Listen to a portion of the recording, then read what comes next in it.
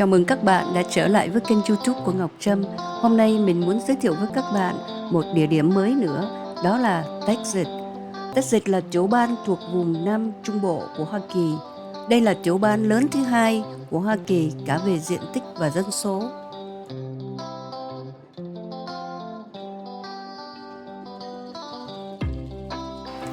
Trước hết thì tụi mình sẽ bay qua Austin. Austin là thủ đô của Texas, và từ Phoenix, Arizona thì mất khoảng 2 tiếng rưỡi nếu mà mình bay thẳng không ngừng để tới Austin. Chênh lệch múi giờ giữa Phoenix, Arizona và Austin, Texas là 2 tiếng. Texas đi trước, Arizona 2 tiếng. Khoảng cách lái xe từ Phoenix tới Austin là 1.009 dặm, tương đương với 1.624 km, và thời gian đi lại bằng xe hơi là khoảng 16 giờ 28 phút. Mình đang ở phi trường của Austin. Điểm đặc trưng của phi trường này là mình thấy có rất nhiều những cái đàn guitar bằng điện được trang trí nhiều khắp nơi. Đây là một biểu tượng chính của Austin. Nhóm của mình gồm 6 người và đang chờ để lấy hành lý.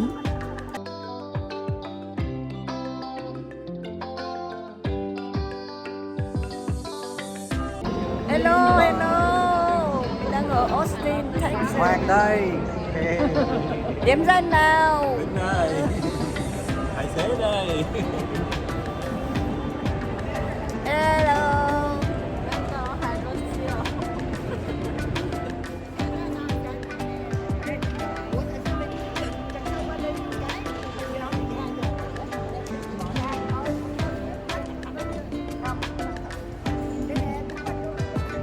Rồi.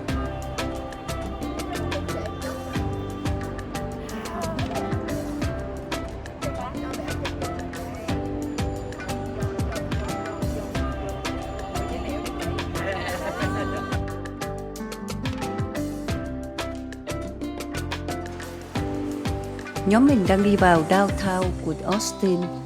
Với ý nghĩa lịch sử phong phú và khung cảnh giải trí thịnh vượng, downtown chính là trái tim ban đập của Austin.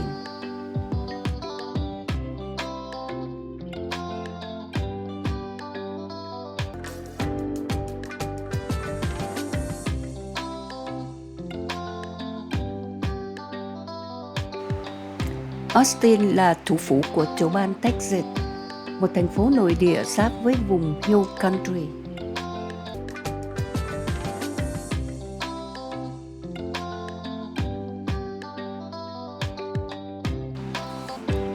Austin nổi tiếng với những nhạc sống điện tử, cảnh xoay quanh đất nước, nhạc blues và nhạc rock. Bởi vậy, khi mình tới airport, mình đã nhìn thấy rất nhiều cây đàn điện để trên trang trí ở đó. Những người yêu âm nhạc đã đổ xô đến các địa điểm để ăn mừng, như là Austin City Limits Live at the Moody.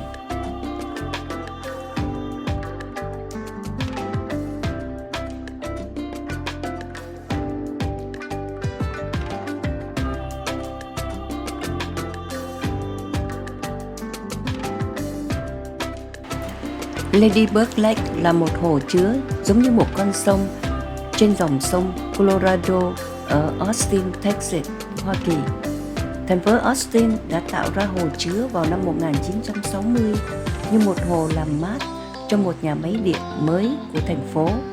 Hồ có diện tích bề mặt là 416 mẫu Anh, hiện được sử dụng chủ yếu để giải trí và kiểm soát lũ lụt.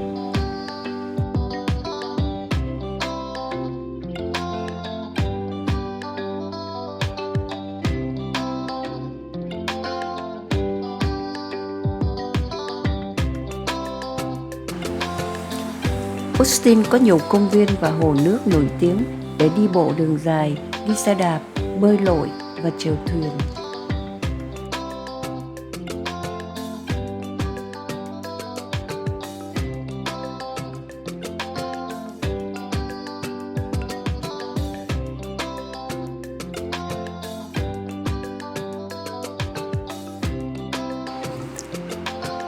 Vào những ngày hè nóng nực, rất nhiều người đi bộ và chạy bộ di chuyển dọc theo những con đường ven hồ qua công viên Zucker gần đó.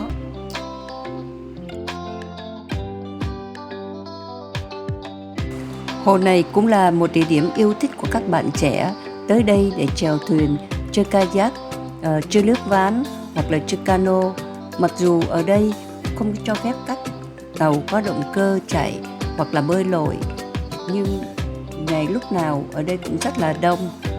Nếu các bạn có dịp tới Austin thì nhớ ghé qua Lady Bird Lake, vì hồ này không có xa lắm với trung tâm và rất là nổi tiếng ở Austin.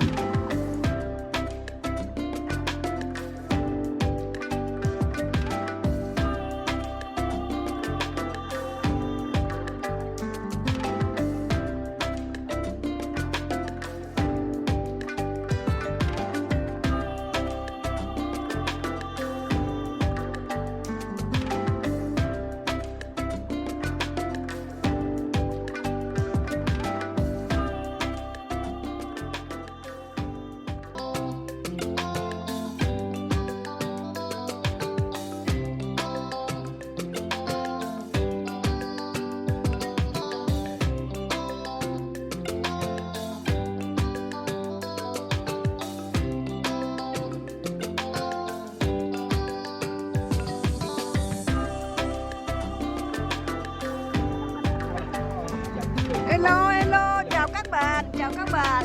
Chào các bạn.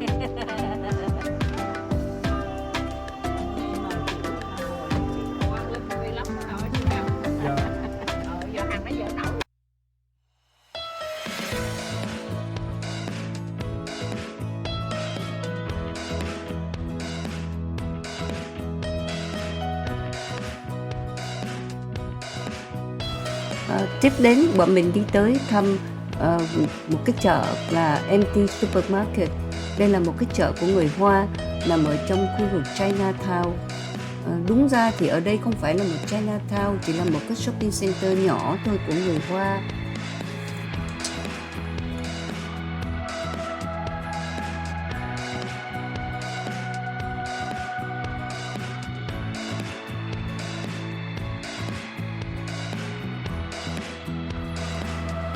MT Supermarket là một trong những ngôi chợ lớn nhất của vùng Austin. Thì nó được thành lập năm 1984 với một diện tích là 100.000 square feet và nằm ở trong khu buôn bán của Chinatown Austin.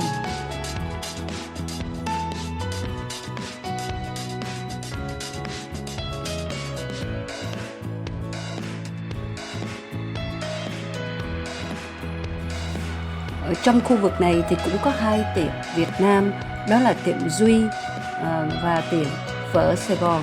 Thì tụi mình cũng tới đây để ủng hộ đồng hương.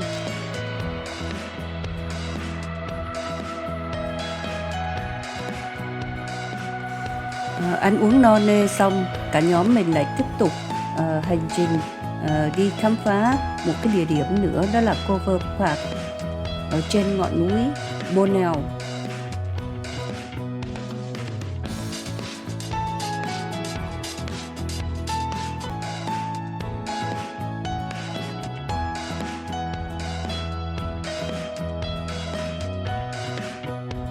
Chỉ 185 feet.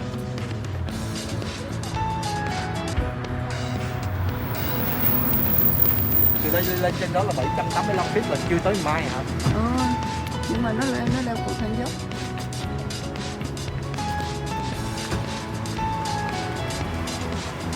Đứng đó bạn đi. Bên này cao, bên này lại cao. Bên này hay bên đó?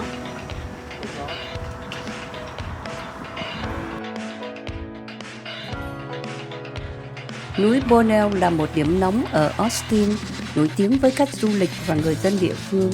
Trên thực tế, ở độ cao 775 feet, núi Bonnell thường được coi là điểm cao nhất ở Austin.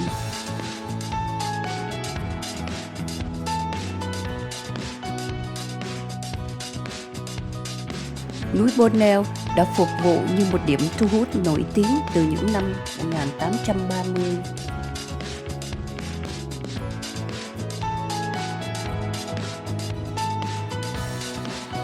Ngày nay, hàng ngàn du khách đã leo lên 106 bậc thang đá lên đỉnh để quét tầm nhìn toàn cảnh của hồ, trung tâm thành phố và những ngọn đồi phía tây của Austin.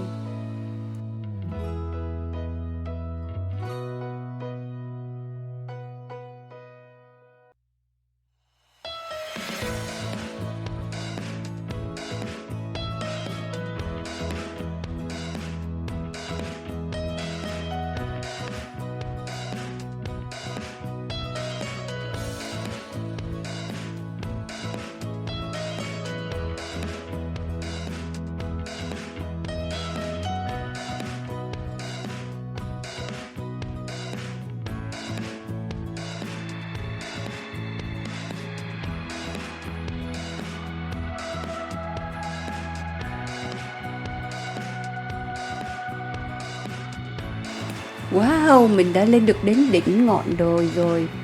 Hơi mệt một tí, nhưng mà phong cảnh ở đây rất là đẹp.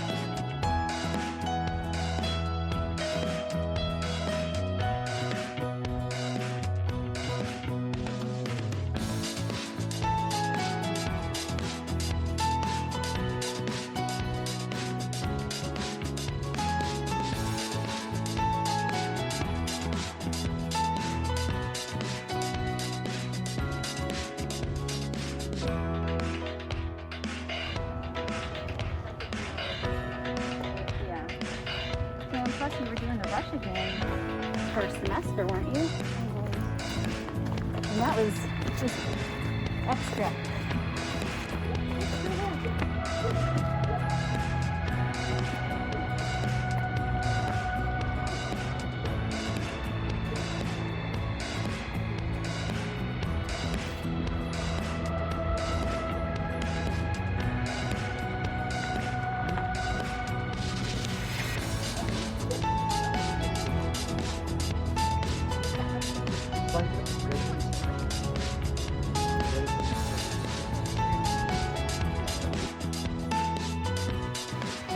Cảm ơn các bạn đã theo dõi video của Ngọc Trâm.